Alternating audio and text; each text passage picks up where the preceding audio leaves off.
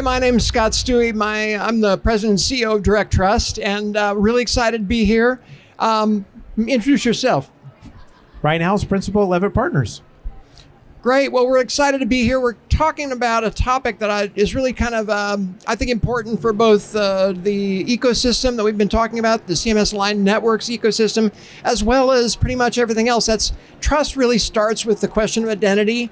And so for individuals, this is one topic, but for organizations, it's another. So with individuals, first, I want to show who I am. I got to assure my identity. Second, I need to make sure that people know it's me when I come back. So that's authentication. So what's difficult to show about an individual is what organizational context am I in? What am I acting on my own behalf, or am I acting on someone else's? With regard to organizations, we want to prove different things. We have to be able to say who we are like we did with individuals, but we also want to know who's in what role at the organization. We want to know who we are a part of and who's a part of us. And we want to know what business we're in. We want to be able to communicate what kind of business we're running and what rights we have, what authorizations we have. And none of this is easy today from an organizational standpoint. I think from an individual standpoint, it's a pretty straightforward story, but organizationally, it's more difficult. So luckily, I think for ONC and for CMS, they have made the decision about how we're going to solve individual identity with the ID.me and Clear and the other ones that are out there. That's a solved problem in the sense that we've made that decision as a country. So identity proofing is something that everyone should get on board with. And the idea that once you prove your identity, you can then share it and across the ecosystem. What Scott's talking about is this idea of solving the problem of organizational identity, which we're going to provide to you today an idea of how we can cryptographically actually do that and how it's been done in other industries with using open standards. So we need to solve, again, for both identity and organizational. Why don't you build the whole slide out there? One of the challenges that we have is this idea that even though I know who you say you are, I don't know what organization you represent or what individual you represent. So I don't know what purpose of use you have on the national networks. So when we get to B2B Fire, which is happening on January 1st, 2027 or sooner, we have to get to a point where we can say, hey, you know what? Actually, I know who you are, I know what organization you represent, and I know what purpose of use you have for this data. So I know why you need the data, and I'm going to be able to send that. The challenge has been, how do we put all of those things actually together? And that's what we want to talk about today. Yeah, so what options do we have for organizational identifiers? So if you're going to make this really work, you got to know who you're talking about and be able to disambiguate organizations. It's really a complicated problem. So for healthcare organizations, you could use type 2 NPI. But type 2 NPI is terrible for this purpose, actually, because type 2 NPI is not everybody has one. And even if they have one, it's not actually what people think it is. It's not an organizational identifier at all. It actually identifies a care location. NPIs are terrible, right? NPIs are just bad all around. Well, there's a problem with just quality of the information itself. So they're not really great. So the next thing is I could use a tax ID, but tax IDs are they're very flat and opaque. You don't really know very much about an organization when you know their tax ID. So it's helpful perhaps, but not very. Now in the digital certificates business, we go through the process of actually identity proofing an individual and then associating them to an organization. And that process is pretty good. But what I can tell you is that it doesn't disambiguate organizations very effectively, because in the certificate, you have a name of an organization, but it is just a string. It doesn't actually give you a way to figure out exactly which organization is this. And as we all know, there's lots of different healthcare organizations that have exactly the same name in lots of different states. So we need something that is standard and utilized in lots of other industries. And want to introduce this notion of Glyph to you today. It's Glyph, like the Germans say, the IE problem. So IEs in German are Glyph. IE is I. So Glyph is the Global Legal Entity Identifier Foundation. So we're going to talk about that today. So one of the things that Scott and I and others worked on is we need to have a common policy across all of these different identity frameworks in order for this to actually work at scale. Now, what does that mean? It means that the way that the internet works today, at least one way the internet works, is they have different trust frameworks for different types of data exchange. There's a standard called NIST 853 that actually governs the security on the internet and governs a lot of other security for other different purposes. There's something else called NIST 863, which actually governs the identity frameworks for the country as well. That's what DirectTrust actually has, an identity credentialing policy that they have, and a credentialing service that they provide for getting these identity credentialing providers actually certified. Conterra also has one as well. And they actually certify these identity providers so that we know that they're doing what they said that they would do. And there's something else that Scott knows really well, that the PKI certificates that are on the internet, which is RFC 3467, only the nerds in the room probably know that answer. That is also a security policy that runs the X509 certificates across the internet. The challenge was, in order for us to have true interoperability between these different trust frameworks, we had to actually come together over the course of 3+ years. Scott tells me it's 4, and it probably was 4 actually, that we had regular meetings where we took and combined all of those different trust frameworks into a common trust framework, so that we knew when we agreed on when certificates would expire. We knew when those certificates actually had what the life cycle was, what the operations and controls need to be for those certificates, what the technical and security controls need to be, how the credentialing process actually works. It's a 100-page document, and the good news is that it's fully open, available for anyone to use. And now we have different trust frameworks, private sector trust frameworks like DirectTrust or Conterra, that are actually both using those same certificate policies and credentialing policies, I should say, for how we have interoperable credentials in healthcare. We are the first industry that we know of in the country to do this work. We've had many other industries like financial services come to us and say, we'd love to be able to copy this. We're like, great, it's open. You can do that. We called it the Care and Digital Identity Credentialing Policy, but it's a combination of the work of all of us. And it's really an exciting thing because now we can actually have true federation of credentials across the way. So let's kind of go through this for the healthcare organization. So if I want to figure out who the person is, who the doctor is, for example, so that's pretty easy. I can get a credential for the doctor, if this thing will work. There we go. So the credential for the doctor is useful, but then I also need to know these other questions. Where do you work? What company owns those people that you work for? Who do they own? Do they own other assets? Do they, what kind of business are they in? What role are you in? And what purpose of use can you assert? I mean, these are the questions that the vetting process at TEFCA has tried to kind of lay out. Then the question of whether my transaction is legitimate really revolves around all these questions. All these questions need to be answered, and they're difficult to answer. And trying to figure out if I've got a good guy or a bad guy behind the helm, it's very difficult. So who can answer these kinds of questions? What kind of organization? Is this the kind of thing that a CSP typically does? The answer to that is no. They don't actually do this kind of thing. So who will do this, particularly if we need to do this extraterritorially, inside of government, outside of government, inside of TEFCA, outside of TEFCA, in the CMS line networks, and for people who want to participate in neither of those places? What is the model that will work in all those settings? By the way, don't leave. We are going to make a major announcement at the end of this. CMS is coming actually to make that major announcement, so stay tuned for a major announcement coming soon. That's who I was texting with. All right. So what is GLIFE? GLIFE is called the Global Legal Entity Identifier Foundation. So let me give you the history here. In the 2008-2009 financial crisis, one of the challenges that they had is they couldn't actually identify organizations. And one of the fraud situations that were happening out there was the fact that because they couldn't identify organizations, they didn't know, again, who was melting down, who wasn't melting down, how the money was being exchanged. It was just a huge problem. So a group of countries actually got together, and folks in the financial services industry, and said, we need some type of a nonprofit that it's open source, that's again, governed by multiple regulations across multiple countries, to be able to say, how could we actually figure out a way to do a public registry on transparency to identify organizations? How do we essentially identity proof the organization themselves?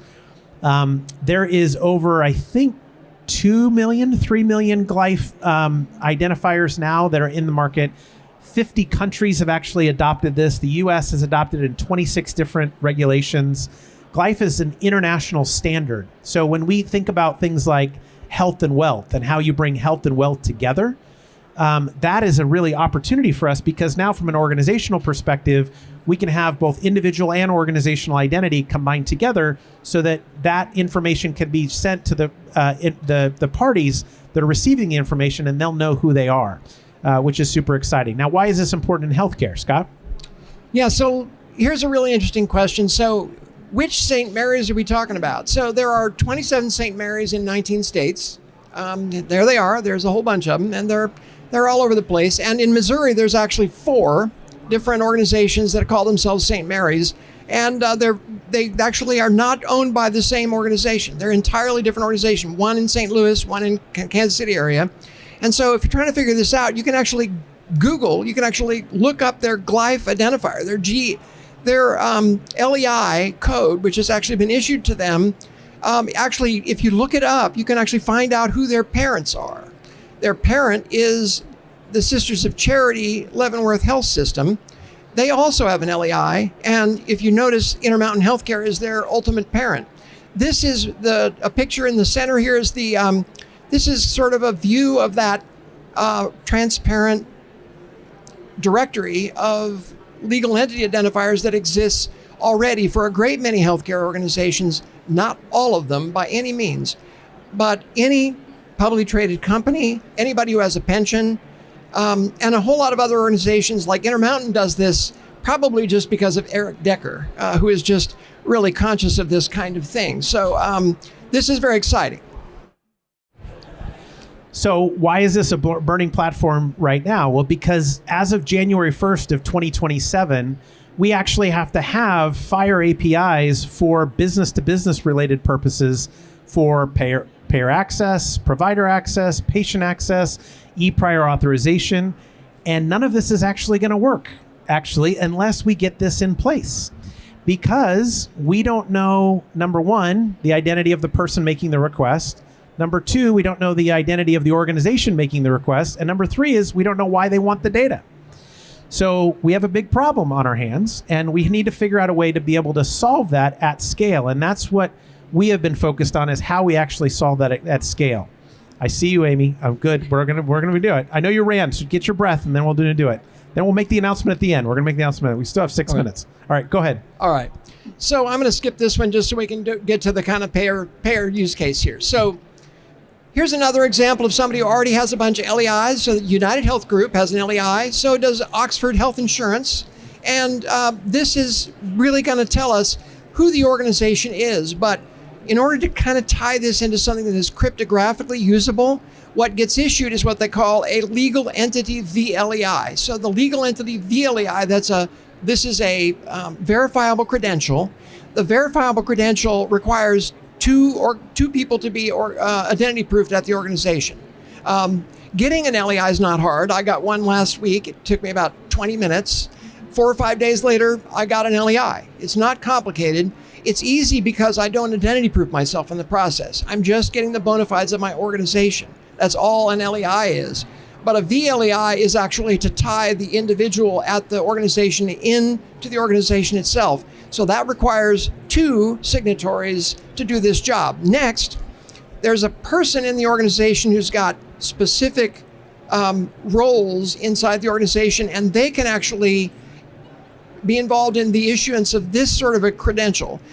Engagement context role credentials are the really cool thing that VLEIs provide, because they allow for me to tell what this person is authorized to do in a specific context. So, for example, a purpose of use could be asserted by one of these credentials, which could be placed inside of not just the certificate, but also in the credential attributes that are passed in the ecosystem. So what's really important about all of this is an open standard. It's actually an ISO standard that Glyph is using to make this happen. So surprisingly, healthcare is not the only sector that has open standards. Isn't that amazing? Like the internet has open standards. There's things called IEEE. There's things called ISO, right, Imran? Who knew?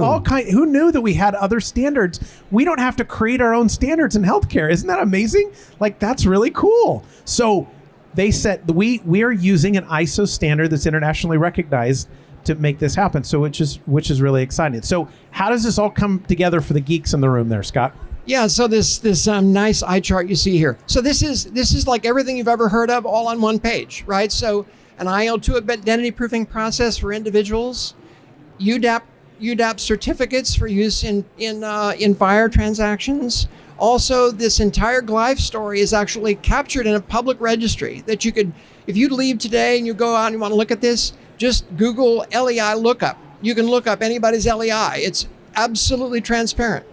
And their VLEIs are also there if they have them. Most people don't have them. But so this then ties all together between all the things we've been trying to do since, I don't know, the last 5 or 6 years, forever, for a very long time, to enable all of the kind of both the business to business needs, but also the consumer to business needs of our ecosystem. So this has the benefit of using all the things we already have, standards that are already in existence.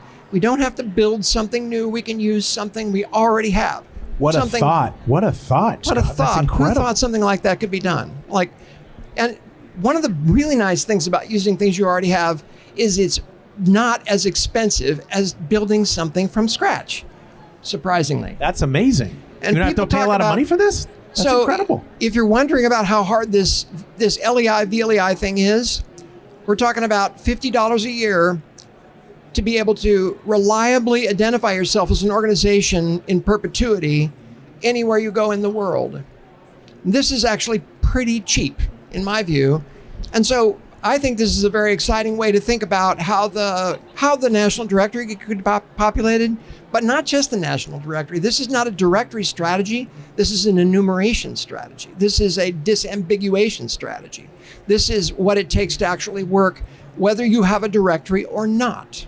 So, but what's interesting, and Amy can talk to, like this idea of they're building a national provider directory, and this problem exists in the national provider directory, and trying to understand where the physician is, what billing group they're part of, and what physician or health system they're part of too. So this problem generates itself across the board. So why don't you keep moving through there? Whoops. Let's back up. Whoop.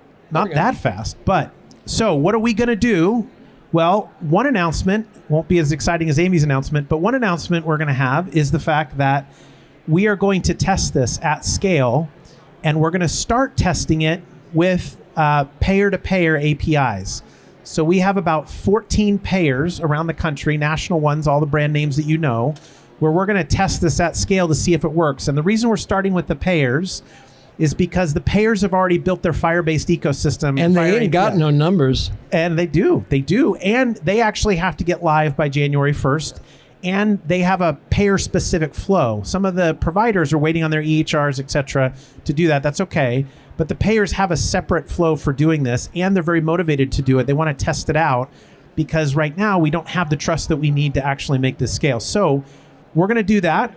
If you're a payer, we want to talk to you for sure. If you're a provider, we still want to talk to you because we'd love to be able to test with you as well. You'll just need to make sure you can do it as a provider and be able to share this to them. But it's super scalable. DirectTrust is going to help us with this in terms of how we do it.